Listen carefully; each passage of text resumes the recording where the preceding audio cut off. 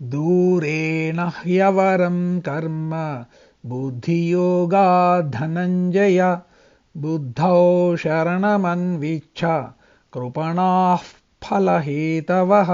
ధనంజయ, నీకు అన్నిటా సమత్వం పాటించాలని చెప్పాను కదా.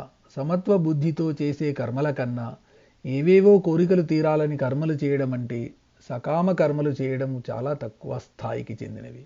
ఈ యుద్ధంలో జయం వస్తుందా లేక అపజయం కలుగుతుందా, లేక యుద్ధం చేస్తే పాపం వస్తుందా పుణ్యం వస్తుందా అనే ఆలోచనలు పక్కన పెట్టి సమభావంతో యుద్ధం చేయి. ఎందుకంటే ఏదో ఒక కోరికతో కర్మలు చేసే వాళ్ళు కృపణులు, దీనులు, ఆశావహులు.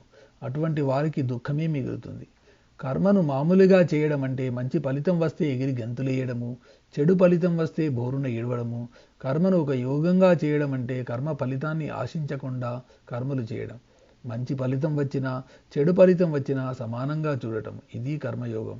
ఇక్కడ బుద్ధి యోగము అనే మరొక కాన్సెప్ట్ వచ్చింది. అంటే కర్మను సమత్వ బుద్ధితో చేయడము, బుద్ధి యోగము అని అర్థం. సమత్వ బుద్ధితో చేసే కర్మతో పోలిస్తే కోరికలతో కూడిన కర్మ, ఫలితాన్ని ఆశించి చేసే కర్మ చాలా చిన్నది. సమత్వ బుద్ధితో చేసే కర్మలో ఉన్న ఉన్నతి దీనిలో లేదు. నువ్వు గొప్పవాడివి, క్షత్రుడివి, అన్నీ తెలిసిన వాడివి. నీకు అల్పమైన ఆ సకామ కర్మలు పనికిరావు.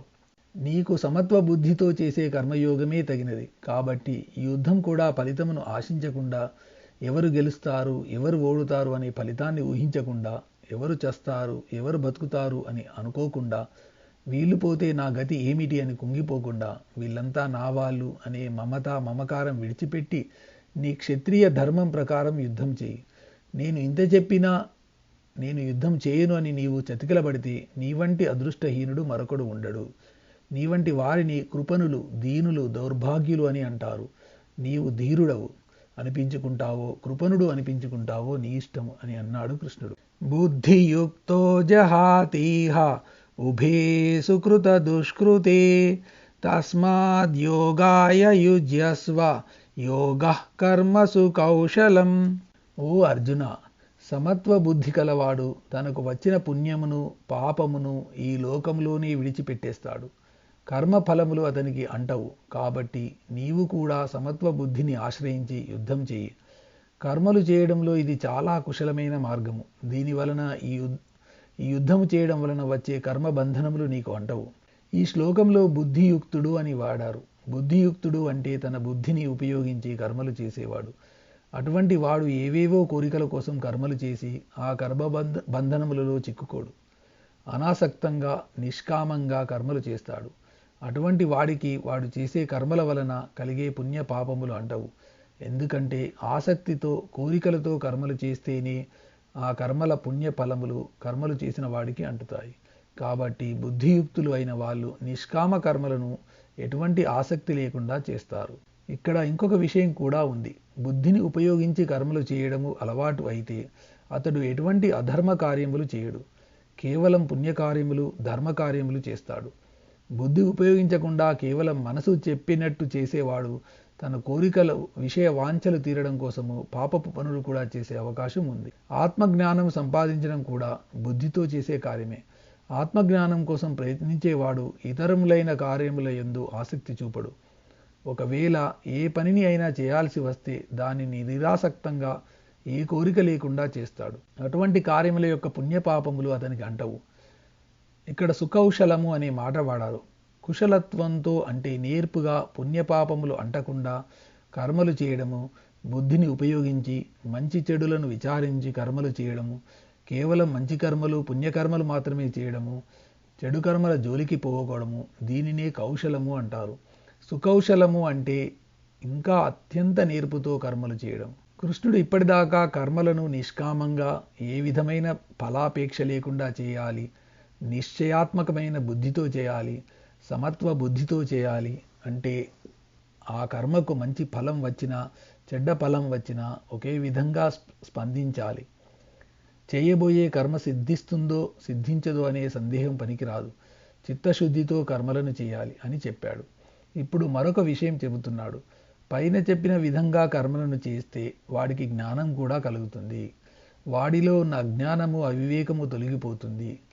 అది ఎలా జరుగుతుంది అంటే ఈ ప్రకారంగా నిష్కామ కర్మను చేయడం వలన వాడికి పాపం అంటదు, పుణ్యము రాదు, వాడిలో సుకృతము ఉండదు, దుష్కృతము ఉండదు, సమంగా ఉంటాడు. ఈ సమత్వ బుద్ధి కలిగి ఉండడమే జ్ఞానము.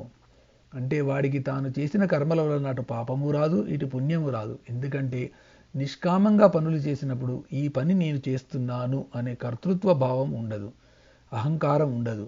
ఏ పని అయినా నీవు చేసినట్టు పైకి కనిపించినా ఆ పని నీవు చేయడం లేదు, అందరి సమిష్టి కృషి అని తెలుసుకోగలుగుతావు.